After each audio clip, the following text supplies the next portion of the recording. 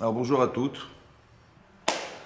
On va faire un cours aujourd'hui sur les frustrations qu'on peut avoir, ouais, ou les déceptions qu'on peut avoir en couple. Oui. C'est-à-dire que on tient une personne en particulier profondément et on peut se trouver sur le toit du monde et puis tout à coup, à la proportionnelle, on est déçu à la proportionnelle des occasions qu'on avait de se retrouver. On retrouve ce sentiment, ouais, on le retrouve essentiellement dans la paracha de Kitissa. En fait, c'est marqué dans la Torah que lorsque les Israël ont dû recevoir la Torah, oui, on était sur le mont Sinaï, le 6 Sivan, et donc on avait l'occasion de recevoir la Torah. Qu'est-ce qui s'est passé? Moshe Rabbeinu va monter sur le mont Sinaï, d'accord? Il va redescendre, il a prévenu les Israël en disant qu'au bout de 40 jours, je vous transmettrai la Torah. Donc on devait recevoir le message d'Hachem le 40e jour après la montée de Moshe Rabbeinu sur le mont Sinaï. Et qu'est-ce qui se passe en fait? C'est qu'ils se sont trompés. Ouais, c'est marqué Boshesh Moshe Laredet. Moshe a tardé à descendre. Et il a tardé à descendre, Boshesh, et Khamim d'expliquer que Bachesh. C'est-à-dire qu'en 6 heures, à peine 6 heures de retard, ouais, ils ont pensé au pire. Et là, qu'est-ce qui va se passer? On nous dit Sarou Maher Miladere Rachat Sivitim, ils se sont écartés rapidement du chemin que je leur avais ordonné, dit Hachem. Alors l'étonnement qu'on peut avoir, évidemment, c'est ça. Comment ça s'est passé rapidement? Ça veut dire que de quoi on parle? Ici, on parle du peuple juif qui a vécu les miracles des 10 plaies d'Égypte, d'accord? Et à part ça, hein, ils ont vécu l'ouverture de la mer Rouge, ils ont vécu des événements extraordinaires. Matan Torah, c'était fantastique. Il y a une révélation qui s'est faite. Et donc, il y a un support qui est très important. Ouais. On est arrivé, ils ont dit Naaseh Venishman, donc il y a un attachement très très fort avec Hachem et avec Moshe Rabbeinu. Et qu'est-ce qui s'est passé au bout des fameux 40 jours? En fait, ils se sont trompés de 6 heures. Il n'aura pas dit le jour où je pars, mais à l'heure où je pars. En fait, c'est ça qu'il a voulu dire, à l'heure où je pars. Et ils se sont trompés. Et qu'est-ce qui s'est passé? Donc, Rachid expliquait qu'ils ont Saroumaer. Et qu'est-ce qui s'est passé? Rachid expliquait que le Satan, d'accord, il leur a montré le linceul de Moshe Rabbeinu qui flottait dans l'air. Et ils ont cru que c'était la fin du monde, c'était la fin des temps. Ils ont eu très peur. Et donc, ça a provoqué le fait qu'ils ont ils ont fait un veau d'or. C'est-à-dire ça a été provoqué par ce principe. Maintenant, comment on peut basculer du jour au lendemain, ouais, en quelques heures, de gens qui sont structurés, qui ont des valeurs, qui ont vu des choses incroyables, et tout à coup de carrément fabriquer un intermédiaire qui va pouvoir être le moyen de communication entre Hachem et nous. Alors, on ne va pas expliquer ça grossièrement en disant qu'ils ont fait Avodazara, d'accord? Comme ça, le Ramban et Venezra expliquent là-bas, ils sont pas prosternés devant une idole, c'est stupide. Oui, mais ils ont fait le Vaudor. Le Vaudor, c'était un moyen intermédiaire. Pourquoi le Vaudor en particulier? Parce que là-bas, c'est marqué dans le Midrash que quand ils ont traversé la mer Rouge, Ra'ata Shifra Bayam, elle a eu une capacité de prophétie, même une femme de ménage, une Shifra, c'est une servante, ce que jamais Yecheskel ben Bouzi il a pu voir de sa vie. Yecheskel ben Bouzi, Yecheskel, c'était un avis, c'était un prophète. Oui. Et là-bas, c'est marqué dans Yecheskel, justement, que qu'est-ce qu'il a vu? Ce qu'on appelle Maaseh Merkava, il a vu ce qu'on nous, on n'a pas accès, hein, c'est quelque chose qui est très très particulier, il a vu en fait le Kisei Agavod, le trône céleste. En fait, le trône, c'est sur quoi le monde repose. C'est ça le trône céleste. Et là-bas, il a vu 4 panim, il a vu 4 visages. Le visage de l'homme, Rachid là-bas d'expliquer qu'il s'agit de Yaakov Avinu. Il a vu le visage du taureau, il a vu le visage du lion et de l'aigle. En fait, il a vu quoi finalement? Il a vu c'est ce qui domine, l'être humain qui domine sur la terre. Il a vu l'animal domestique qui domine parmi les animaux domestiques, c'est le taureau. L'animal sauvage, le roi des animaux sauvages, c'est le lion. Et le roi des animaux volatiles, c'est l'aigle. D'accord? Ce sont des valeurs. Et donc des valeurs extrêmes. Et tout ça repose al regel echad, sur un seul pied. Et là-bas, c'est marqué regel, le pied du haigel, du veau. Vous avez compris? Donc ils ont pensé que tout reposait sur le veau. Oui. C'est pour ça qu'ils ont fait un veau d'or. Ils ont fait un veau d'or parce qu'ils ont vu quelque chose, ouais, quelque part, que le support sur lequel repose le monde, en fait, oui, le monde, c'est-à-dire que le Kisakavot, c'est les valeurs. Ouais, quand on dit, vous savez, dans les Père Kavot, on dit Aolam Omed, le monde repose sur 3 choses. Oui, on nous répète, il y a des Amoudim, ce sont des colonnes. Omed, c'est qui se tient. Et le monde repose sur la Torah, repose sur des valeurs, des valeurs sociales, ouais, Gimilut Rasadim, de faire l'hospitalité, de recevoir, d'échanger. Aussi la tfila, la avoda, c'est la tfila, la prière. Ça peut être le sacrifice, ça peut être la justice, ça peut être plein de choses. Là, ça peut être voilà, toutes ces valeurs-là qui représentent en fait les Hamoudim. Et qu'est-ce qui va se passer? Ils ont vu ça, et donc vous comprenez que c'était pas stupide le veau d'or, c'était pas quelque chose qui a été grossièrement inventé, non, c'est quelque chose qui a été pensé parce qu'ils ont vu que tout reposait. Il fallait quelqu'un qui soit intermédiaire. Qui c'est qui va être l'intermédiaire entre le Kissak Yavod Lachem et nous? Ben, c'est ça, c'est ce fameux Hegel. Ils ont pensé faire un Hegel. Et donc, c'est ça, le veau d'or, en fait, c'est ça. Quelque part, hein, ça veut dire que ils ont pensé bien faire, parce qu'ils ont pensé que Moshe avait disparu. Maintenant, qu'est-ce qu'on tire, nous, comme enseignement, qui est très important? Saroumaer. En fait, c'est pas logique, parce que la Gemara dans Shabbat expliquait que pour que quelqu'un il arrive à se détacher d'Hachem, ça prend des années. Ça veut dire, comme le dit la Gemara dans Shabbat, elle dit Ayom Omer Lokar. Le Israël nous propose aujourd'hui quelque chose, après Omer Lokar, jusqu'à ce qu'il nous arrête. Quelqu'un il va faire un Vodazara, ça prend des années, on est d'accord. Or ici, ça s'est passé rapidement. Et ça nous interpelle comment Saroumaer, comment on a pu rapidement, carrément faire, on va dire entre guillemets, trahir cette relation qu'on avait avec Hachem parce que on a pensé passer par intermédiaire sans passer par lui. Vous avez compris? Comment c'est possible? Alors en fait, l'idée c'est d'expliquer que, en fait, ils ont paniqué. Par la panique. Ils ont cru que Moshe était mort, c'était une catastrophe. Moshe s'arrête. C'est-à-dire que la personne qui est la seule unique personne qui peut nous permettre de recevoir la Torah, l'unique personne au monde, c'était lui. Le seul qui peut monter sur Mont Sinaï, c'est lui. Personne ne pouvait monter sur Mont Sinaï. Le seul homme qui peut recevoir la Torah et nous la transmettre, c'était Moshe Rabbeinu. Lorsqu'on dépend d'une seule personne auquel on tient, oui, alors là, hein, ça peut être catastrophique si on est en panique. Vous avez compris? La panique. Ça veut dire on ne sait plus quoi faire. Et donc on ne peut plus réfléchir. On ne peut pas réfléchir. Et dans ces cas-là, qu'est-ce qui va se passer? On va tomber dans le veau d'or. D'accord? Maintenant, Rachid expliquait qu'ils ont vu, le Satan leur a montré. C'est très important que vous compreniez. Le Satan leur a fait croire. Maintenant, est-ce qu'à chaque fois qu'une personne est en retard, elle est morte? Vous avez rendez-vous avec quelqu'un, au Galerie Lafayette, bon, elle n'est pas là. Bon, elle est forcément morte. Si elle n'est pas là, c'est qu'elle est morte. Hein? C'est comme ça qu'on pense. Pas tout le temps. D'accord. Mais pourquoi ils ont pensé qu'il est mort? Il est mort, Moshe. Tout de suite, ils ont unanimement, ils ont dit, ah, il est mort, il faut faire le veau d'or. Hein? Ils ont pensé au pire, c'est pas normal. Hein? Si par exemple vos enfants arrivent en retard à la maison, comment vous réfléchissez? Ils ont un quart d'heure de retard. Ils arrivent tous les jours à une certaine heure. Un quart d'heure de retard, qu'est-ce que vous pensez? Ça va? Bon, une demi-heure. Ça fait une demi-heure qu'ils auraient dû être là, ils sont pas là. Trois quarts d'heure. On commence à s'inquiéter. Ouais. À quoi vous pensez? Accident. Qui arrivait quelque chose. Hein? À quoi vous pensez? Qui a fait arriver quelque Est-ce que vous dites, bon, ça va, ils ont raté le bus? Ou alors ils se sont fait kidnapper? chose. Oui, c'est ça, on pense au pire. Mais pourquoi? Parce qu'on tient le. Très bien. Donc on voit que... Mais qui c'est qui vous fait croire? C'est naturel, on va dire que c'est normal, c'est naturel, c'est naturel. Mais pourquoi on a pensé au pire? C'est-à-dire, c'est vrai qu'on est attaché à nos enfants, mais on peut dire, bon, bah, ils ont raté le bus, ils ont été retenus par l'école, je ne sais pas, on peut inventer des choses qui nous rassurent. Non, on pense au pire. Pourquoi on pense au pire? Alors la réponse, elle est dans Rashi, en fait. C'est ça qui dit le Satan. C'est marqué le Satan. C'est quoi le Satan? Ouais. Le Satan, c'est quoi le Satan?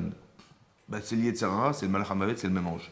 Ça veut dire qu'il y a quelque chose en nous, il faut savoir qu'il y a quelque chose en nous qui anime chez nous quelque chose qui va exploiter notre souffrance contre nous. Est-ce que vous comprenez ça? Ouais. Il y a quelque chose en nous, c'est un malach, un ange qui a été créé. Ça veut dire que non seulement on a, si vous voulez, on s'attache aux personnes, oui, on s'attache aux personnes, on peut s'attacher beaucoup à son mari, à ses enfants, on s'attache à ses parents. Il y a des choses auxquelles il faut réfléchir, qui peuvent être déstabilisantes au possible. Et ça, c'est une exploitation qui va se faire par le Satan pour nous, en fait, nous déconnecter, pour essayer de briser cette relation qui est très très vraie et qui doit être forte. Et lui, il va essayer d'utiliser ça contre soi. Vous avez compris ce que je veux dire? C'est le Satan, ça. D'accord? Ça veut dire qu'une déception amoureuse, ça veut dire que tous ces éléments-là, on peut arriver à un dégoût, on peut arriver à plein de choses. En fait, il faut savoir qu'il y a une forme de manipulation. Oui, comme ici, vous avez eu, On aime nos enfants et tout de suite, s'ils sont arrivés en retard à la maison, ils sont toujours pas là, mais qu'est-ce qui s'est passé? On appelle la police, qu'est-ce qu'on fait? On appelle la police, on pense au pire, parce qu'on tient à eux, vous avez compris? Voilà. En fait, c'est une relation qui est unique, qui est spéciale, qui fait que, voilà, il y a une forme de tension émotionnelle qui est très forte, et qu'il ne faut surtout pas laisser entre les mains du Satan. C'est ça que je vais vous expliquer. Parce que c'est lui qui va organiser, en fait. C'est lui, c'est ça qui est marqué dans... On leur a fait croire, ils n'ont rien vu du tout, mais on leur a fait croire qu'il est mort. Pourquoi? Parce qu'on y tient. Il n'y a que Moshe Rabbeinu qui peut nous aider. Il n'y a que lui. Vous avez compris? Voilà. Et donc on va mettre tout son dévouement, on va mettre tout ce qui peut nous rattacher à la Torah va passer par Moshe Rabbeinu. On est passé par intermédiaire. Peut-être l'erreur c'était ça déjà, de vouloir passer par intermédiaire. Mais quelque part, c'est très important qu'on puisse comprendre ici que la déchéance, elle va être organisée. C'est pas quelque chose qu'on va vouloir. On utilise un sentiment naturel. En fait, un sentiment naturel qui est l'attachement, évidemment. Oui. On nous demande de nous attacher à nos parents. On a une mitzvah de kibbud avaim, oui, de respecter nos parents. Et chas v'shalom, quand ils partent de ce monde, on est comme des folles. Voilà, comment on va faire et comment je vais. En fait, il nous manque quelqu'un physiquement qui a disparu et on ne pourra jamais le rattraper. Donc d'un côté, on nous demande, si vous voulez, on nous demande de nous attacher à nos parents, on nous demande de respecter, d'honorer nos parents, de les craindre, et d'un autre côté, on sait pertinemment qu'un jour ils partiront et on sera là toute seule en attendant que quoi? Vous avez compris? Et ça peut créer une frustration très forte. Ça peut même créer une forme de haine, de dire mais comment tu me demandes une chose et son contraire, c'est pas possible. Tu me demandes de m'attacher, quand je suis attaché, tu les fais disparaître, c'est pas possible. Et donc il faut comprendre ces principes, comment ça se réfléchit, vous voyez, comment ça se réfléchit et comment on sort de cette problématique. Ce phénomène, en fait, on le retrouve dans la Torah. Ouais, c'est marqué, vous savez que un jour, Chava, elle a dit à son fils, vous voyez, c'est marqué Vatomer, c'est elle qui dit à son fils, tu t'appelleras Caïn. Comme ça, c'est marqué dans la Torah. Tu t'appelleras Caïn. Pourquoi? Parce que Kaniti Ish et Hachem. En hébreu, ça veut dire Kaniti Ish, j'ai acquis un homme, en parlant de Caïn, avec Hachem. C'est-à-dire qu'il y a une triangulaire qui s'est faite entre mon mari, moi et Hachem, et tu es né, le premier enfant né de la création du monde, c'est toi. Tu t'appelles Caïn. D'accord? C'est ça, Caïn. Kaniti, c'est la contraction de Kaniti Ish et Hachem, j'ai acquis un homme avec Hachem. Ça va? Maintenant, c'est comme ça qu'explique Rachid. Donc il est l'enfant né, le premier enfant né de la création du monde. Donc il porte en lui cette force, on va dire, cette reconnaissance d'être le Bechor, l'aîné. Et son frère, il s'appelle Evel. Evel en hébreu, ça veut dire le néant. Evel, ça veut dire la vapeur. En hébreu, Evel, c'est la vapeur, c'est le néant. En fait, il est secondaire, il est Evel. Qu'est-ce qui se passe? En fait, Caïn, il va inventer la notion de Korban. Comme ça, le Ramban explique. Le premier qui a imaginé qu'on pouvait apporter un sacrifice à Hachem, un cadeau, une offrande, c'est Caïn. Qu'est-ce que fait Evel? Il copie son frère. Et donc chacun met des offrandes. Qu'est-ce que fait Hachem? Il va agréer le korban, le sacrifice de Evel, mais pas celui de Caïn. Et là, Caïn, il va se mettre en colère. Vaï haraf. Il va se mettre en colère. Vein apflou panav. Et son visage, il va être blême, il va être blanc, son visage. D'accord? En voyant que son frère, on lui a agréé son korban, son sacrifice, et lui, on lui a refusé son sacrifice, il va devenir blême. Et là-bas, c'est marqué, Hachem lui dit, Lama chara'af, pourquoi tu t'énerves? Lama naflou panecha, pourquoi ton visage est devenu blême? Vous avez compris la question ou pas? Hein? Vous avez compris la question? Moi, j'ai pas compris la question. C'est comme si, je sais pas moi, vous arrivez chez des amis, ouais, avec un grand bouquet de fleurs qui vous a coûté 90 €, ça va, comme un beau bouquet comme ça, et vous rentrez fier de... Hein? On met à gauche, quoi. Comment? On met de côté. Non, il vous prend votre bouquet de fleurs, vous dites bonjour, bonjour, comment allez-vous? Ah, ça va super, ben, bisous, là, là, là, vous donnez des fleurs. La personne, votre amie, elle prend les fleurs, elle les jette par la fenêtre comme ça, et elle dit alors comment ça va? Ça va? Je dis comment ça va? Je dis mais mes fleurs? Mes fleurs, je t'offre des fleurs, tu les jettes par la fenêtre. Il dit mais pourquoi tu t'énerves? Pourquoi t'es blanche comme ça? Je dis vraiment qu'est-ce qui t'arrive? Je dis ben j'avais pas compris la question, je t'offre des fleurs, tu me les jettes par la fenêtre. Je t'offre un korban, tu me le refuses. Et devant moi, tu acceptes celui de mon frère alors que lui, il a copié sur moi. Mais bien sûr que je lui suis. J'ai honte. Ça va? Tu m'as fait la honte. C'est ça ou pas? C'est quoi la question d'Hachem? Pourquoi tu t'énerves? Mais je viens parce que tu m'as refusé mon korban. Et j'ai honte parce que tu l'as fait devant mon frère. Ça va pas? Alors qu'il est Evel et je suis Caïn. Vous avez compris le problème? La frustration. Hachem, il lui dit comme ça. Im tetiv seet. si tu t'améliores, je te pardonnerai. Et il me tétive, mais si tu t'arranges pas, alors la pétach chatatrovetz, la pétach, à la porte, la faute est tapis. La porte, c'est quoi la porte? À la porte de ton cœur, attention, il y a quelque chose, il y a de la haine, il y a de la jalousie, il y a de la vengeance, il y a de la rancune. C'est ça, non? La porte, la chata, le chet, c'est ça. C'est au pied de la porte. Mais alors, qu'est-ce qu'il faut faire pour s'arranger? Et si tu t'améliores, je te pardonnerai. Mais il faut faire quoi pour s'améliorer? Elle est où la faute? Vous avez compris? Bah, évidemment, on a l'impression que Hachem il a eu tort de lui refaire son corban, c'est ça ou pas? C'était quoi la question d'Hachem? Pourquoi tu t'énerves? Bah, je m'énerve parce que tu m'as refusé mon corban. Mais écoutez-moi bien, si vous vous énervez, si je m'énerve, c'est que Hachem il a eu tort. Hein? Si je m'énerve, c'est qu'il a eu tort. Si je suis blême, c'est parce qu'il a eu tort. C'est comme ça que ça se réfléchit? Où je me dis, où j'aurais dû me dire, mais si Hachem il a refusé mon corban, c'est que j'ai fait une gaffe. S'il a refusé mon corban, c'est que j'ai dû faire une erreur. Il y a quelque chose qui ne va pas dans mon corban. Et si Hachem il a accepté de sauver mon frère, avoir l'humilité de dire, bah, je vais voir ce qu'il a apporté, parce que c'est sûrement autre chose, et c'est sûrement mieux que ce que j'ai apporté moi-même. D'avoir l'humilité de se dire que je me suis trompé. Alors que lui, il s'énerve. Donc c'est Hachem qui s'est trompé. Mais il dit, mais c'est moi Hachem, pourquoi tu t'énerves? Vous avez compris? C'est moi Hachem. C'est-à-dire que si tu t'énerves, ça veut dire autrement dit que j'ai eu tort de refuser ton corban, mais je suis Hachem. Pourquoi tu t'énerves? Vous avez compris? Et donc la frustration que ça a engendré, parce qu'il n'a pas compris, alors c'est marqué Vayomer Caïn et Level Achiv. Vayomer Caïn et Level Achiv. Il a dit Caïn à son frère, Evel. On ne sait pas ce qu'il lui a dit. Et là-bas c'est marqué qu'il s'est levé, il a tué son frère.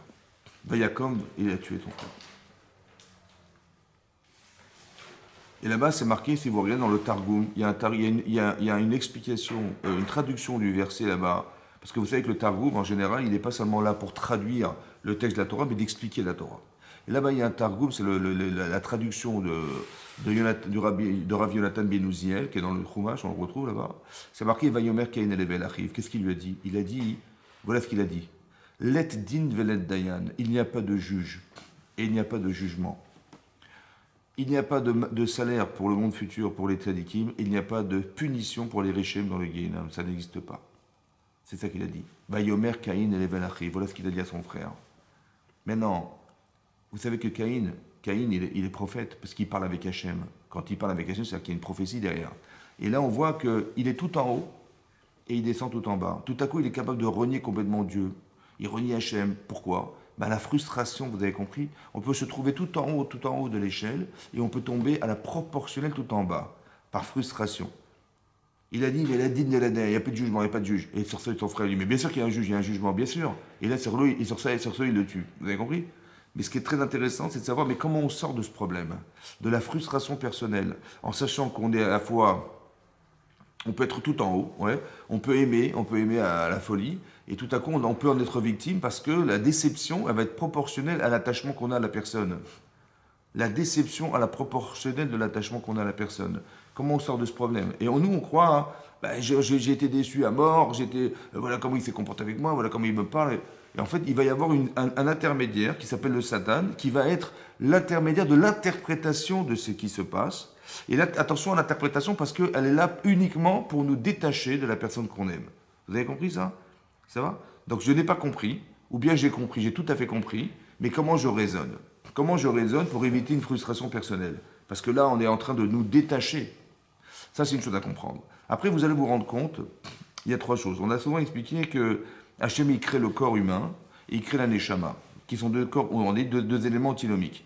Mais entre les deux, il a mis le Satan, il a mis le Yetzer Hara. Dans notre cœur, il y a quelqu'un qui l'a et qui nous fait raisonner, et qui nous fait raisonner dans le mauvais sens. Le sens, le rat, le mal, ça veut dire qu'il veut essayer de nous détacher par égoïsme. Ouais. Il va essayer de nous détacher. Il va essayer de nous couper dans l'essentiel. Écoutez-moi bien, hein. Le Satan a été créé pour nous couper dans l'essentiel. C'est très intéressant pour deux raisons. Un, parce que je sais qui veut mon mal. Deux, je vais savoir, exactement savoir, à la proportionnelle de ce que je ne sais pas. Parce que je ne sais pas ce que je vais faire de ma vie, moi. Je ne sais pas ce que je vais faire de ma vie. Alors écoute un peu ton Yetzer Hara. Ça veut dire, bizarrement, il s'acharne à m'empêcher d'atteindre quelque chose. Ou bizarrement, il s'acharne à me pousser quelque part. Ce qu'on peut appeler une mitzvah, une avéra. Je ne sais pas pourquoi cette mitzvah en particulier, il ne veut pas que je la fasse. Je ne sais pas pourquoi. Et à chaque fois que je vais essayer de faire, il s'acharne pour essayer de me couper le lien.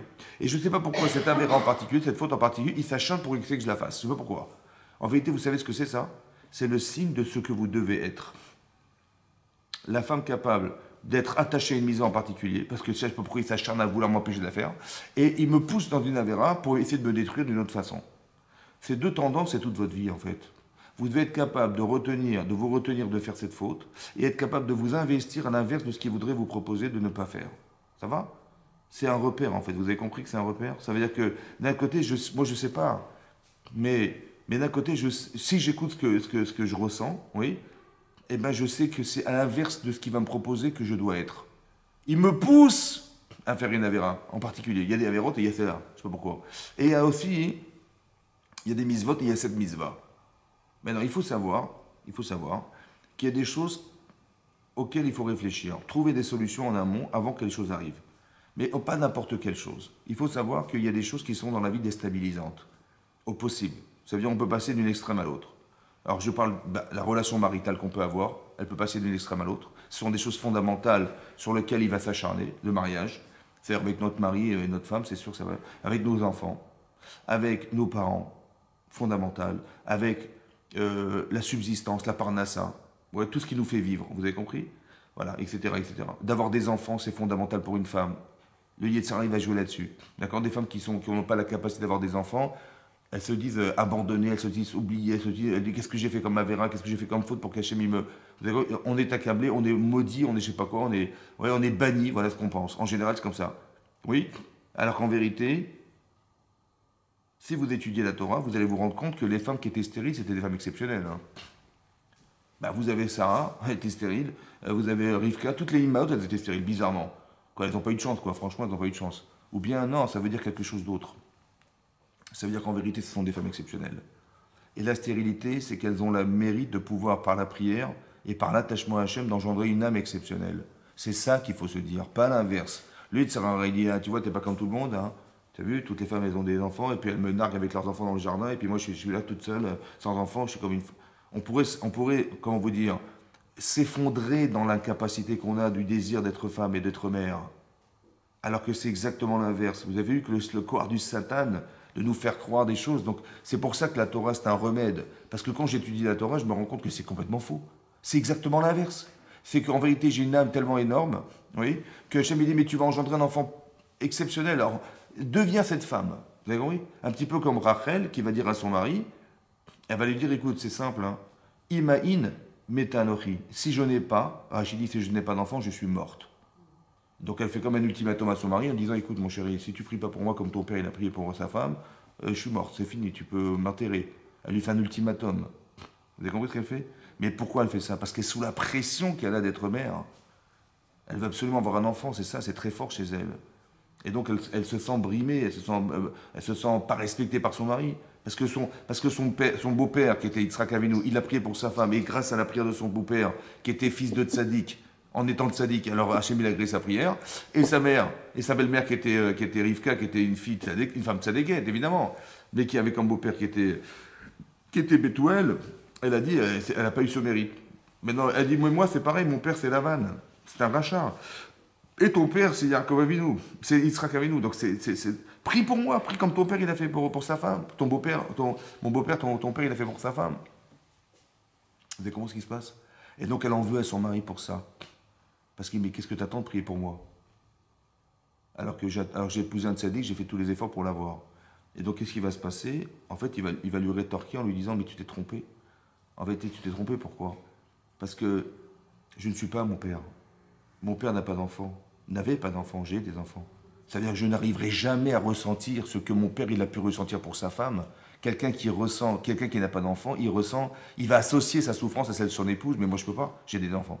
Et ça c'est de la façon émotionnelle. De façon rationnelle, c'est d'expliquer. Si tu avais raison que j'étais mon père, j'aurais dû prier comme mon père, alors j'aurais pas dû avoir d'enfant.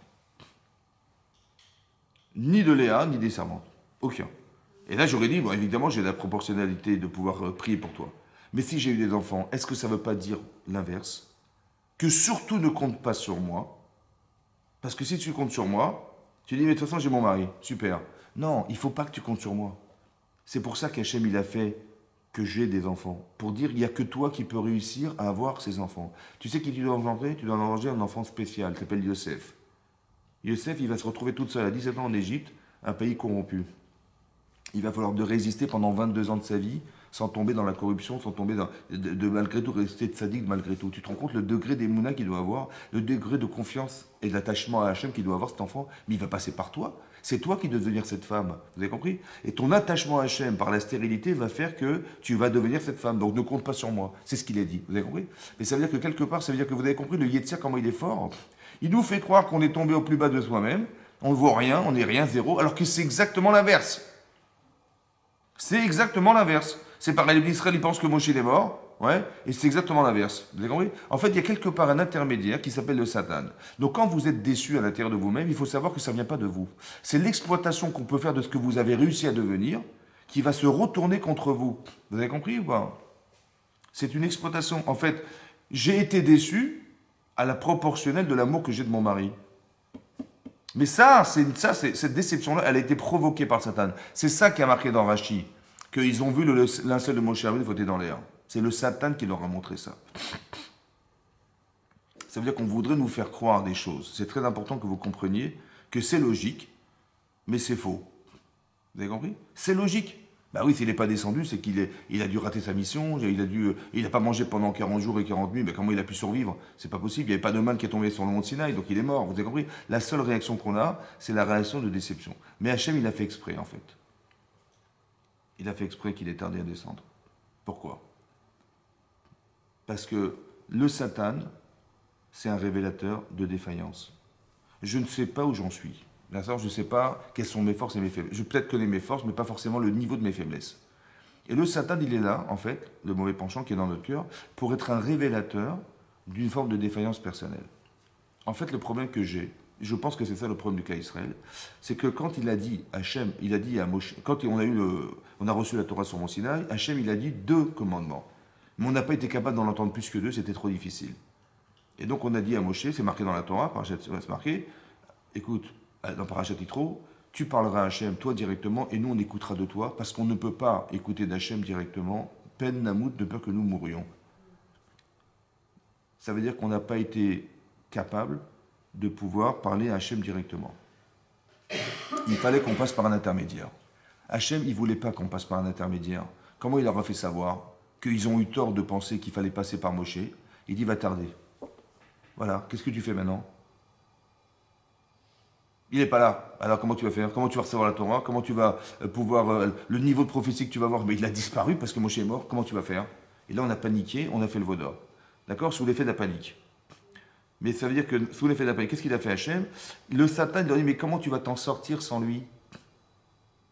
Autrement dit, il aurait mieux valu que tu sois indépendante, c'est-à-dire capable de pouvoir exister sans devoir passer par Moshe Rabbeinu. Ça veut dire que Moshe Rabbeinu, c'est-à-dire qu'il est là pour te transmettre la Torah. Mais à un moment donné, il ne faut pas que tu sois le rave ou n'a pas vocation de faire que les gens soient subordonnés à lui, mais faire en sorte que on soit tout le temps, que la vocation, je pense, de Moshe Rabbeinu et du rave en général, c'est d'expliquer que je transmets la Torah pour qu'un jour vous puissiez être indépendante, d'accord, et pouvoir exister par vous-même sans passer forcément par. Vous voyez? Si quelqu'un dit, moi de toute façon, j'étudie pas la Torah, j'ai pas besoin, de toute façon, j'appelle le rave, c'est bon, on a la halakha, j'ai compris, mais le rave, il va jusqu'à combien de temps? 120 ans, 200 ans, combien? Vous avez compris? Et le fait qu'on soit dépendant, ça fait que notre avenir, il est concentré sur lui. C'est ça qu'Hachem ne voulait pas. Il voulait que la Torah puisse se transmettre et qu'elle puisse continuer à exister sans que Moshe Rabbeinu soit présent forcément. Et nous, on dit, mais non, on ne pourra jamais, on ne pourra pas. Il faut que ce soit lui. Vous avez compris? Voilà. Et ça c'est ce que le Satan, il va révéler chez eux. La panique, elle vient du fait, mais comment on va faire sans lui? Vous avez compris ce que je veux dire? Voilà. Et nous, on doit avoir une capacité d'indépendance qui fait que je reçois le message, et si je ne reçois pas Moshe, tant mieux, si je ne peux pas, ben je recevrai par Hachem directement. Vous avez compris? J'ai cette capacité de pouvoir exister seul. sans passer par intermédiaire. C'est ça qu'on voulait qu'on soit capable d'avoir cette forme d'indépendance qui fait que je sais étudier, ben j'enseignerai la Torah à mes enfants. Je sais, j'ai un métier, je n'ai pas besoin de passer par qui que ce soit d'autre que pour retrouver ma subsistance. L'indépendance est fondamentale. C'est ça qu'on voulait qu'ils atteignent. Et on a fait en sorte que Moshe a tardé à descendre pour créer ce vent de panique. Et ce vent de panique est un révélateur du fait que, on est tombé dans ce piège. Mais non, ce qui est important que vous sachiez, c'est ça. Il y a des situations de vie qui sont déstabilisantes. Vous avez compris? La relation maritale, elle est déstabilisante. Il y a des gens qui vont avoir des femmes qui... Je sais pas, moi j'ai des exemples de couples où un type il vient, il rentre chez lui, il me dit mais vous savez quoi, qu'est-ce qui se passe? Je vais divorcer, j'en peux plus. Je dis pourquoi vous... Il me dit mais j'en peux plus. Je rentre chez moi, ma femme elle m'insulte, tout ce que je fais c'est j'aimais bien, je suis pas heureux, je suis malheureux, elle est malheureuse, je suis malheureux, qu'est-ce qu'on va faire? On va pas vivre ensemble tout le temps, c'est pas possible. À chaque fois elle m'insulte, elle me traite de nul, elle me traite de... Écoutez, j'en peux plus. Voilà, je veux divorcer, j'en peux plus. Elle, je l'interroge, je lui dis qu'est-ce qui se passe et puis finalement elle m'avoue, elle me dit vous savez que j'ai pas eu le bac, d'accord, mon mari bac plus 6. Ah, j'ai dit bon il est hyper diplômé, on va vivre une vie tranquille quoi, je veux dire. Et puis je me rends compte que finalement il n'utilise pas ses potentialités, il fait un peu de n'importe quoi, je sais pas, il était pion dans une école, bon. Et j'étais déçu quoi, et j'étais déçu. Et c'est pour ça que bon, ça m'énerve. Je vois qu'il traîne là-dedans et il a une vraie potentialité pour arriver à quelque chose de beaucoup plus intéressant et plus valorisant pour lui. Voilà ce qu'elle me dit. Bon, lui, je vais le voir. Je lui dis, tu sais quoi? Il dit, ta femme, elle t'adore.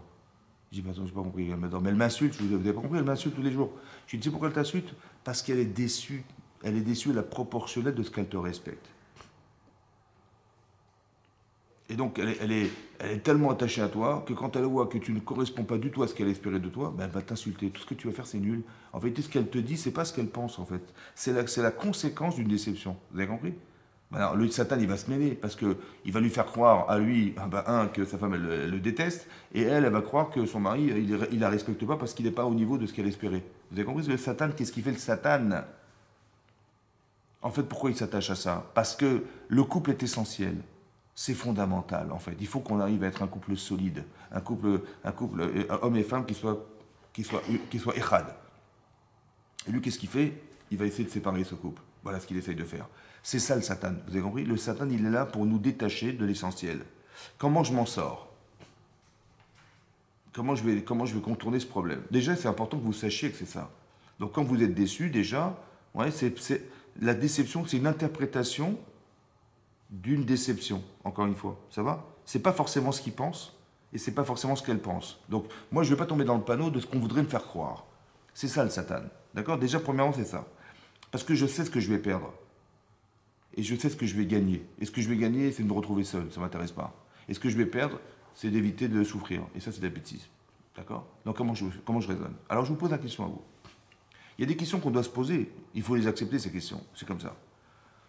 Moshe, il est monté sur Mont Sinaï, on est le 7 Sivan, le lendemain du Matan Torah. Il monte, il est censé descendre le 17 Tammuz. D'accord? Je vous pose la question, mesdames. Et s'il ne redescend pas, on fait quoi? Vous allez me dire, mais c'est quoi ce rave, il est fou, quoi? Il va redescendre, bien sûr. Il a toujours tout réussi. Il a fait les 10 plaies d'Égypte, ça a marché. Il a ouvert la mer Rouge. Je vois pourquoi il ne réussirait pas à redescendre du Mont Sinaï. Donc la question, je ne me la pose pas. Je dis, il n'y a pas de problème. Ne te pose pas de questions. Le problème, c'est que s'il ne descend pas, qu'est-ce que tu vas faire? Tu vas paniquer, tu vas faire le vaudeur. Je te dis tout de suite. C'est vrai ou pas? Bah oui, parce que s'il ne descend pas, tu fais quoi? S'il échoue dans sa mission, tu fais quoi? Il n'y a personne d'autre qui peut remonter sur Mont Sinaï. La Torah, tu l'auras jamais plus. Qu'est-ce qu'on fait? Tu vas faire le vaudor, c'est sûr. C'est ce qui est marqué dans la Torah. Saoum, Maher. Ils se sont détournés rapidement du chemin que je leur avais ordonné. Pourquoi rapide? Parce que dans la panique, on ne réfléchit pas. Dans la panique, on fait n'importe quoi. Dans la panique. Mais pourquoi tu veux rentrer dans une situation de panique? Il vaut mieux en amont réfléchir comment éviter la panique. On est d'accord? Il y a des situations. J'ai pas dit qu'il faut réfléchir à toute situation de sa vie. Hein. Il y a des situations particulières. Le mariage, les enfants, les parents, la parnassa, ce sont des choses qui sont déstabilisantes. Qu'est-ce qu'on fait pour éviter les problèmes qu'on pourrait avoir ou qui pourraient nous déstabiliser, on va dire? Les problèmes, on va les avoir parce qu'on n'est pas parfait. Mais comment je vais gérer ces problèmes pour en amont faire que quand ça arrivera, j'ai des réponses? Ça va, j'ai des réponses. Alors je vous pose la question. S'il ne redescend pas, mon cher Rabbeinu, voilà, il est mort. Voilà, il est mort. Qu'est-ce qu'on fait? Vous avez compris? Alors on va se dire, on va trouver quelqu'un d'autre. Bon, on a trouvé quelqu'un d'autre? On a demandé à Aaron? Non. On a demandé à qui? À Yoshua Binoun non plus. On a demandé à personne. On a dit on va faire un veau d'or. Donc ça veut dire qu'on a pensé qu'on ne pouvait pas passer par un homme.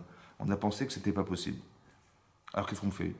Parce qu'on va faire le veau d'or, c'est fini, on va faire le veau d'or. En fait, ce qu'il faut se dire, c'est comme ça. Écoutez, vous savez quoi? J'en sais rien.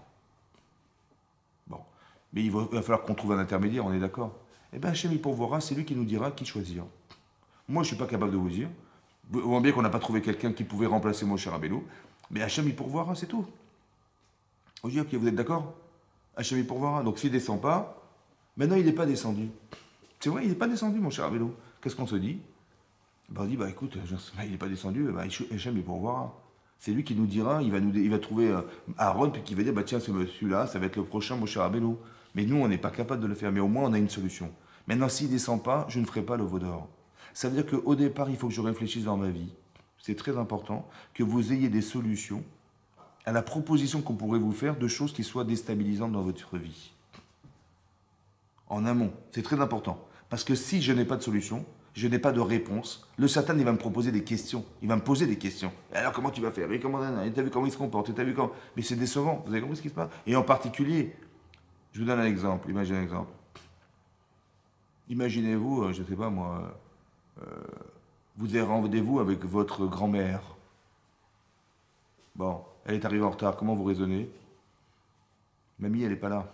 Qu'est-ce qu'on fait? Ben, j'ai peur pour elle. Mais si c'est votre mari qui est en retard, hein? Qu'est-ce que vous allez lui faire? Vous avez vu la réaction ou pas? Ma grand-mère, elle est en retard. Je dis, ah la pauvre, qu'est-ce qu'elle a dû lui arriver et tout. Mais jamais mon mari, je vais penser ça. Hein. Qu'est-ce qui a pu lui arriver, madame? Je dis, mais c'est me saoul, celui-là. Mais... On avait pris rendez-vous, encore comme d'habitude, il est toujours en retard, toujours pareil. Ça m'énerve.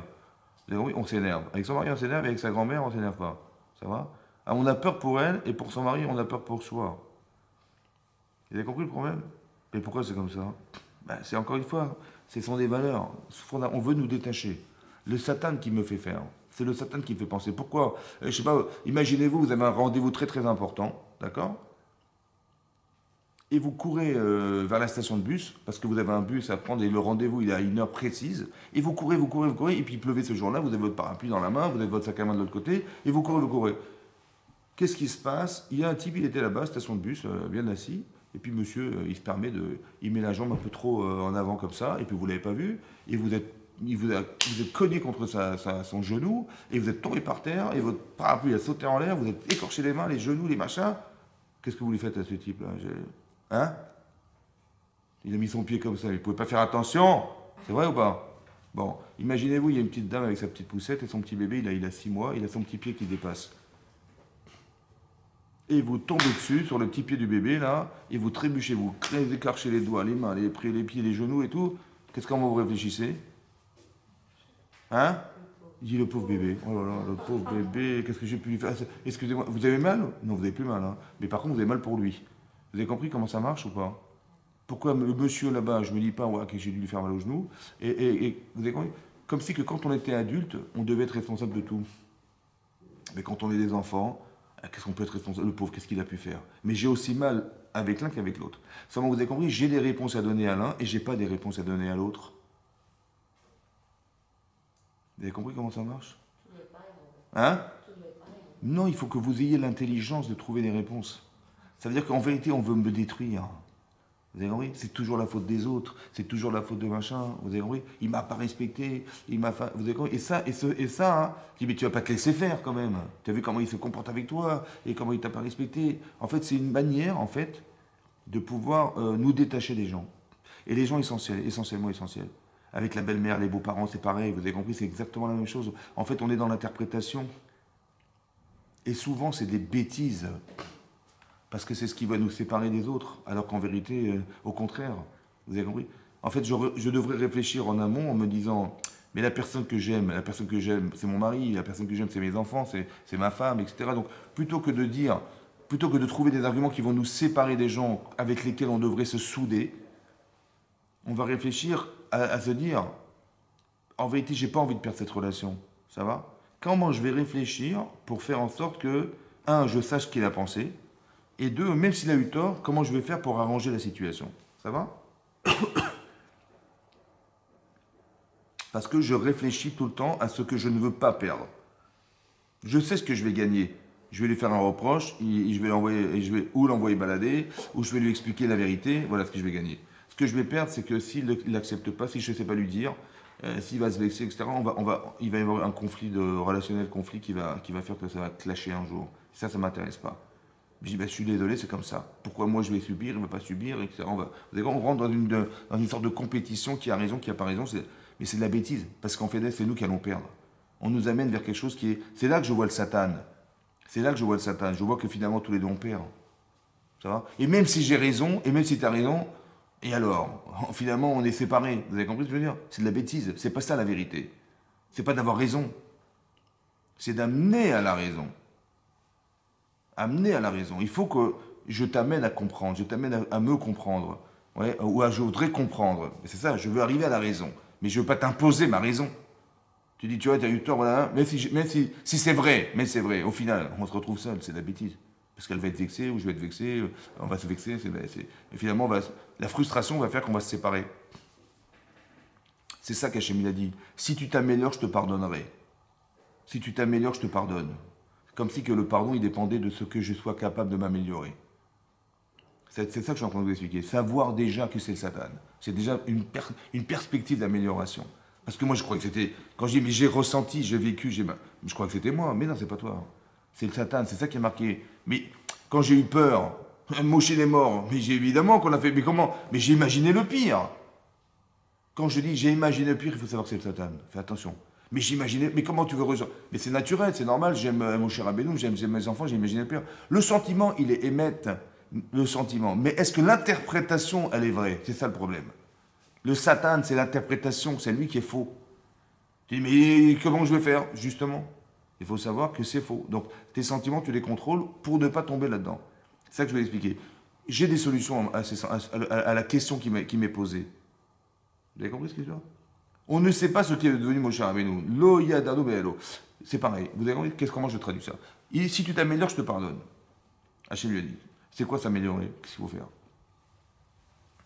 Il lui a dit comme ça. Il est où Evel Achicha? Il est où Evel ton frère? Il a répondu, j'en sais rien.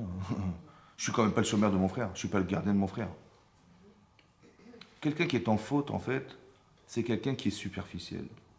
Je ne dis pas que Caïn est superficiel. Je dis que ce que je détache de là, ouais, c'est que quand on est dans la faute, on est dans l'image et pas dans le fond. Donc quand Hachem lui dit, mais il est où ton frère? Il a cru qu'il lui a dit, mais il est où ton frère? Physiquement. Il dit, mais je ne sais pas. En fait, il savait. Mais il ne veut pas l'avouer. Donc celui qui est en faute, il va tout le temps s'arranger pour ne jamais être coupable. Il va vous dire exactement l'inverse de ce qu'en vérité il ressent. Il va mentir. Il va dire, je n'en sais rien. Est-ce que je suis le gardien de mon frère alors qu'il n'est que le gardien de son frère? Il fait tout le temps de savoir qu'est-ce qu'il fait mon frère, où est mon frère, et pourquoi et mon frère il est différent, mais qu'est-ce qu'il a fait de plus de moi, vous avez compris? En fait, il n'est que le gardien de son frère. Il va dire, mais je suis quand même pas le gardien de mon frère, alors qu'il n'est que le gardien de son frère. Il ne va pas se rabaisser à l'idée qu'il est le gardien de son frère, alors qu'il est le gardien de son frère. Quand Hachem lui dit, mais il est où ton frère, Evel? Évidemment que Evel, c'est son frère. Hachem lui dit, Evel Achicha. Mais non, Evel, ou Achicha, il est où ton frère? Qui s'appelle Evel. Ou il est où Evel, qui est ton frère? À peu près, il dit Evel Achicha. Hein? Il est où Evel chez toi? Il est où? Evel. Ton frère, il s'appelle Evel. Toi, tu t'appelles Caïn. Mais s'il s'appelle Evel, c'est qu'il a une autre identité. Il a un autre prénom. Il a un autre but dans la vie. Il a quelque chose d'autre que toi. Pourquoi tu as voulu te séparer de la différence et pas essayer de te nourrir de la différence? Ton frère s'appelle Evel. Il a une personnalité différente. Il a des avantages que tu n'as pas. Pourquoi tu t'es pas nourri de la différence alors que tu voulais te séparer de la différence? Il s'appelle Evel. Si tu avais su le définir, tu penses que tu t'en serais débarrassé? Non. Tu aurais dit, tiens, il a des avantages que j'ai pas, tiens, je vais m'associer à lui, je vais apprendre de lui. Quand on dit dans les Perkazot, Ezeu Chacham, Alomed Mikol Adam, c'est qui le Chacham? Tu dis, mais il y a des gens, tu vas rien apprendre d'eux. T'inquiète pas, il y a de quoi apprendre. Ça va? Chacun, il a une sensibilité, il a une approche différente. Donc, je veux me nourrir, je veux m'enrichir de la différence. Pourquoi tu t'es pas enrichi de la différence? Tu as tué ton frère. Tu as tué Evel, en fait. Ok, tu n'es pas psychologue, Razak. Mais c'est Achicha. Il est où ton frère? La fraternité qui aurait dû t'empêcher de le tuer. Il est où Evel Achicha? Vous avez compris? Il est où Evel? Normalement, ça devrait t'empêcher. C'est ça. Si tu t'améliores, ça veut dire quoi s'améliorer? Essayer de retrouver chez les autres ce qui font de eux des gens différents. Je vais chercher à voir quelles sont leurs forces, quels sont leurs pouvoirs, quels sont, comment dire, qu'est-ce que je peux tirer d'eux, qu'est-ce que je peux apprendre d'eux. Oui. Et si je suis pas capable, mais il reste mon frère. Ça veut dire qu'on est issus du même père et de la même mère. Il y a un sens de fraternité qui aurait dû se développer chez lui, qui n'a pas été présent. Et la fraternité étant, il n'aurait jamais tué son frère. C'est pas possible. Or, s'il a tué, c'est que la fraternité n'était pas présente. Elle est où la fraternité chez toi? Il est où Evel, ton frère? Vous avez compris? S'améliorer, c'est d'arriver à avoir des valeurs, soit d'être capable de comprendre l'identité de la personne à qui je m'adresse, et d'un autre côté, c'est comme vous avez comme mon mari, il s'appelle comme ça, mais il a un prénom, donc il a quelque chose qui m'attire et quelque chose qui m'a donné envie de l'épouser. Et à part ça, il y a ce lien marital que je ne veux pas couper. Il est où Evel Achicha? Vous avez compris? Voilà, c'est pareil. Ça veut dire que ces valeurs, elles sont fondamentales. C'est ça si tu t'améliores. Ça veut dire d'aller chercher chez mon mari, comme d'aller chercher chez mes parents. Qu'est-ce qui va justifier l'honneur que je leur dois? Tu as une mitzvah de Kibud Avel, c'est ça? D'honorer ses parents. C'est quoi la mitzvah? C'est pas de réaliser simplement ce que tu dois faire. C'est au d'apport en amont parce qu'on n'est pas, la Torah n'est pas là pour singer des actes, mais essayer de comprendre que si tu dois honorer tes parents, c'est de trouver chez tes parents quelque chose qui justifie le respect que tu leur dois. Essaye de rechercher chez eux, essaye de rechercher chez Evel qu'est-ce qui va valoriser le fait qu'il s'appelle Evel, essaye de retrouver chez ton père, essaye de retrouver chez ta mère quelque chose qui va justifier le respect que tu leur dois. C'est ça le kavod. Essaie de retrouver chez ton mari. C'est pareil, vous avez compris ou pas? Ben c'est ça qui va faire que... Et ce privilège-là, je l'ai. Pourquoi je vais le perdre? J'ai rêvé de trouver quelqu'un. Je vois des femmes, elles ne sont pas mariées. Je dis les pauvres. Mais moi, j'ai mon mari. Pourquoi je vais perdre mon mari? Vous avez compris? Et pourquoi je le perdrais? Ben parce qu'il m'a énervé. J'ai compris, mais si ton mari, il a fait des bêtises, si ton fils, il a raté l'examen, il a raté le contrôle, qu'est-ce que tu fais? Tu vas le jeter dehors? Non, tu dis, ben, on va trouver des cours particuliers, on va combler. Mais ton mari, c'est pareil. Si ton mari, il est bête, voilà, il ne comprend pas les femmes, il comprend pas. Ben, il est bête. Ben, je vais lui apprendre à connaître. Je vais lui apprendre à faire des cours particuliers, c'est pas grave. Mais je ne vais pas me séparer parce que monsieur, il n'a pas respecté ce que je suis. Ben, peut-être parce qu'il n'est pas. Ou parce qu'il croit que la relation masculine, c'est la même que la relation féminine. Ou alors il n'est pas capable de ressentir le féminin, il n'a pas compris le féminin, je ne sais pas. Mais il y a une carence. Pourquoi je veux me vexer de la carence si c'est de la méconnaissance? En fait, j'ai l'impression que j'ai épousé quelqu'un, donc de façon physiologique, il est là. Mais est-ce qu'il a le cerveau qui correspond à ce qu'il représente pour moi? Pas forcément. Alors je ne veux pas tomber dans le panneau en disant, mais il n'est pas bête quand même, il aurait dû savoir, il aurait dû faire attention. Vous avez compris? Et je vais risquer de m'énerver parce qu'en vérité, je ne sais pas m'adapter à cette situation et je n'ai pas de solution. Alors je vais me mettre en colère parce que je vais traduire ça comme une vexation, comme une frustration. Un petit peu comme, vous avez vu dans la paracha, c'est marqué dans la paracha de Lech Lecha. Quand Sarah, qui n'avait pas d'enfant, elle a fait un sacrifice de femme extraordinaire.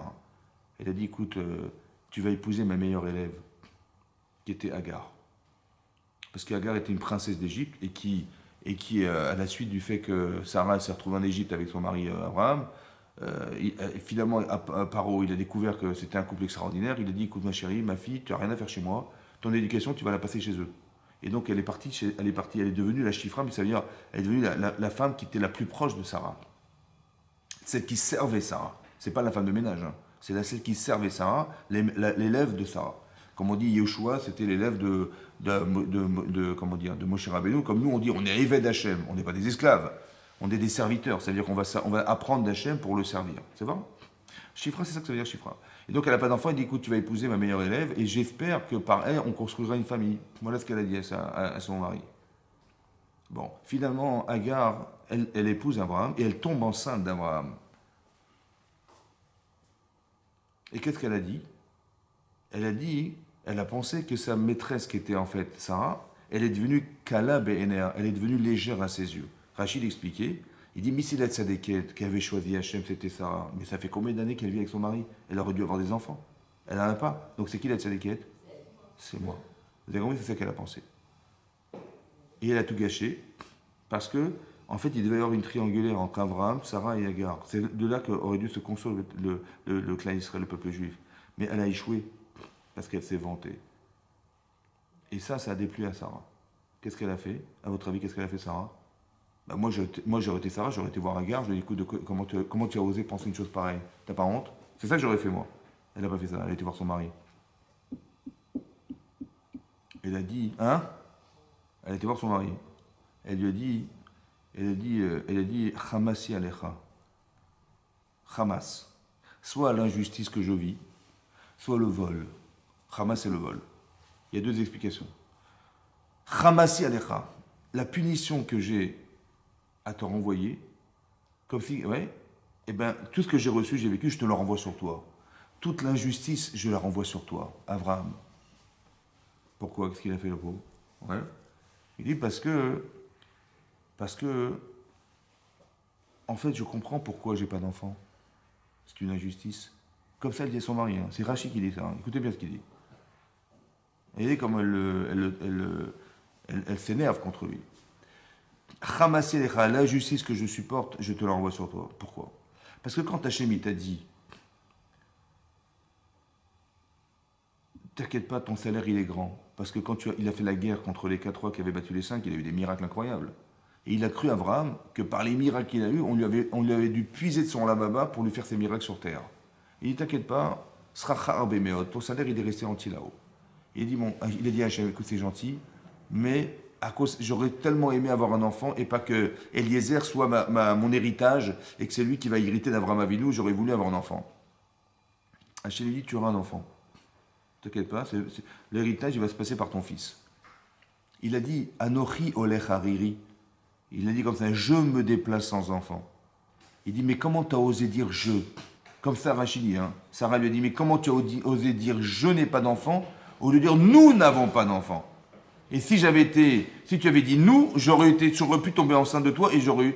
C'est une injustice. Ça veut dire que moi, je pensais que le premier venait de moi, dit Sarah. Et c'est pour ça que j'ai donné ma servante pour que tu aies un enfant. Mais je me rends compte que c'est faux. Que tu as dit je n'ai pas d'enfant. Mais d'où elle a su que dire je, ça veut dire je et pas nous? Quand je dis où est-ce que tu pars cette année? Ben, je veux partir en vacances. Et on est mariés, évidemment, quand je dis je, ça veut dire nous. Elle a compris non, je, ça veut dire je. D'où elle a compris je, ça veut dire je. Parce que si Béhémet, ça voulait dire nous, tu aurais dû être gêné quand tu as vu Agar se vanter devant toi et devant moi. Tu aurais dit non, non, non, je suis désolé, on ne fait pas ça à ma femme. Mais tu n'as pas réagi, c'est-à-dire qu'en vérité, égoïstement, tu n'as pas réagi. Vous avez compris ce qu'elle a compris? Et donc je, ça veut dire je. Quand tu as dit je n'ai pas d'enfant, c'est que je n'ai pas d'enfant. Et si tu ne conçois pas qu'on est deux, comment tu veux que je tombe enceinte? C'est une injustice, c'est à toi. Hachem mishpot beni ou bencha. Hachem jugera entre toi et moi. Elle est virulente contre son mari. Vous avez compris par vexation ou pas? Voilà. Ou alors elle l'a dit, deuxième explication que Rachid dit, Atachomé à Bizioni Veshotek, tu entends ma honte et tu te tais. C'est-à-dire que je ne suis pas ta femme. Tu entends ma honte et tu te tais. Cette frustration, elle est très forte. Donc elle est virulente contre son mari. D'où vient cette virulence? Ouais. Si c'était vécu par ses voisins, elle aurait dit à la pauvre sa femme. Voilà comment son mari la traite. Elle aurait été tranquille. Hein. Mais son mari, elle est virulente. Pourquoi? Parce que ça la touche personnellement. Vous avez compris ce que ça veut dire? Mais ça, c'est lié de serre, ça. Hein? C'est lié de serre. Comment? J'ai compris, mais on est en train d'étudier la Torah. D'étudier, ça veut dire qu'est-ce que je peux apprendre de là? Elle a eu raison, elle a eu tort? Elle a eu tort. Chazak ou Baruch? Elle a eu tort. Comment? Mais c'est pas ça qu'on cherche à faire. On ne cherche pas à obliger les gens à réagir. Parce que quand. Mais si, parce qu'il dit Hachem, il va juger entre toi et moi. C'est fini, tu vas mourir demain, mon chéri. Qu'est-ce qu'elle lui dit? Hachem Ishpot. Ben, le Ronesh, la punition que je te l'envoie sur toi. Parce que moi, j'ai vécu une injustice, ça ne va pas. Ou alors tu t'es moqué de moi. Parce qu'elle se moque de moi et tu dis rien, ça va, tu restes indifférent. Mais non, je sais ce qu'il pense, Abraham. Je suis Sarah, moi. Alors, tu sais pas, alors demande-lui. Mais ne juge pas, ne le condamne pas sans savoir. Tu as compris, il est de Sarah, comment il fait? Il faut savoir. Mais je sais pas. Donc je dis, je sais pas. Mais il ne commence pas à l'injurier, à l'insulter, alors que tu sais pas. Vous avez compris? Mais pourquoi c'est comme ça? Parce que j'ai l'impression d'avoir été ignoré. Vous avez compris ce qui se passe? Tu m'ignores, mais je te tue. Tu m'ignores, je te tue. Mais c'est comme ça. Mais c'est comme ça. Tu m'ignores, mais je te tue. Vous avez compris? Mais c'est ça que ça veut. Mais c'est comme ça. Mais c'est comme ça. Tu me regardes même pas, tu me parles pas, tu me dis, mais je vais te tuer. Mais vous avez compris, mais c'est ça, c'est une frustration profonde. Mais on tombe dans des pièges, en fait, vous avez compris. Mais tu sais ce qu'il a pensé, tu sais ce qu'il a voulu. Mais non. Autant je suis ignorant de comment mon mari raisonne, autant il est ignorant comment je vis et comment je raisonne, et il ne sait pas. Mais c'est pas parce que tu n'as pas compris que c'est pas une interprétation qui va. Mais pourquoi au final tu vas te séparer. Au final, ça frustre, au final, ça nous dégoûte, au final, vous avez compris ce qui se passe? C'est qui a gagné? C'est lui qui a gagné. Mais c'est ça le Satan, c'est ça que Rachid dit. Le Satan, il leur a montré le linceul. C'est pas eux qui l'ont. Ils l'ont pas imaginé, ils l'ont imaginé, ils n'ont rien vu du tout. C'est-à-dire, voilà ce qu'il veut faire, t'as compris? Il veut te couper, il veut que tu fasses le veau d'or. Bêtise. Au lieu de dire, mon mari, il n'a rien compris. Le pauvre, je l'ai pitié. Ah non, il a très bien compris, mais il s'est foutu de moi, là. Vous avez compris? Ah, mais c'est comme ça. Vous avez compris ce qui se passe? En fait, mais c'est ça que je vais vous expliquer. C'est le Satan, ça. Il veut de l'essentiel. On est tout en haut, il veut nous faire descendre tout en bas. Et il exploite, en fait, notre capacité. Parce que si vous montez à 50 cm, vous allez tomber de 50 cm. Mais si vous êtes à 10 mètres, vous allez tomber, la chute, elle est violente. Hein. Mais on est à 10 mètres, hein. On est mariés, on est à 10 mètres. Hein. Donc, il lui dit, ah, t'es 10 mètres, super, je vais te faire tomber. C'est ça que ça veut dire. C'est pas chaud, c'est comme ça. Donc, on ne tombe pas dans le panneau. Il faut être clair. Il faut savoir que psychologiquement, il y a quelqu'un en nous qui veut nous faire tomber. C'est comme ça. Et c'est dans l'essentiel qu'il veut nous faire tomber, pas dans les bidons, dans l'essentiel. Donc, c'est dans les couples, il faut faire attention à ça. Attention à ça. De savoir en amont, il va arriver un truc comme ça. D'abord, je me prépare. Quand on parle de préparation au mariage, c'est pas de dire je vais faire la ménage, je vais faire la vaisselle et la cuisine. Hein. Préparation au mariage, c'est comprendre fondamentalement à qui j'ai affaire. Voilà, je vais me marier avec un homme, c'est pas une femme. Donc, j'y connais rien dans les femmes. Dans les hommes, je connais rien. Donc, je vais apprendre à connaître. C'est pour ça que la première année, on discute beaucoup. On discute, on parle, on peut se comprendre et on va s'expliquer. Et je suis dans l'objectif de te faire savoir qui je suis. C'est très important parce que je sais pas qui j'ai affaire, moi. Avant le mariage, c'est les fleurs, les machins, les restaurants, les trucs. Et après, c'est fini, les restaurants, c'est terminé. C'est une fois tous les 6 ans, quoi. Mais pourquoi c'est comme ça? Parce que ça y est, on est casé. Yesh lanou khatan casé. Oui, et donc, c'est pour ça qu'il faut faire attention à ça et de ne pas tomber dans les pièges de ce qu'on voudrait nous faire croire. Voilà. Et je ne suis pas dupe. Et je sais ce que je vais perdre. Non, je laisse tomber, ça ne m'intéresse pas. Et ça me permet de me calmer, ça me permet d'être lucide. Ce que je vous dis. Parce que je sais qu'on essaye de faire tomber dans ce panneau. Vous avez compris? Toute relation humaine, elle est toujours intense. Et en vérité, on veut utiliser cette intensité contre nous-mêmes. Voilà. C'est ce qu'on appelle la déception, en fait. Ouais. Il y a des gens, ils se sont suicidés, des jeunes, parce que le type, sa copine, elle l'a lâché, il s'est jeté dans le métro, quoi. Mais pourquoi? Quand il y avait qu'une fille au monde, il était sûr et certain que c'était elle, et c'était pas une autre. Et le type, il n'a pas de solution, il se jette dans le truc. C'est important que c'est le Satan qui fait ça. Vous avez compris? Il a raté sa vie. Il est mis, ma vie n'a plus de sens. Mais pourquoi elle n'a plus de sens? Vous avez compris? Essaie de trouver des solutions. Ben, s'il n'a pas fonctionné, essaie de savoir pourquoi. Est-ce que c'est une force ou une faiblesse? Est-ce que de se suicider, c'est pas une faiblesse? Vous avez compris? Voilà, c'est ça. Donc, il faut qu'on trouve des solutions pour éviter ces problèmes. C'est pour ça que c'était important de faire ce cours. Mesdames, Razak, merci beaucoup. Razak.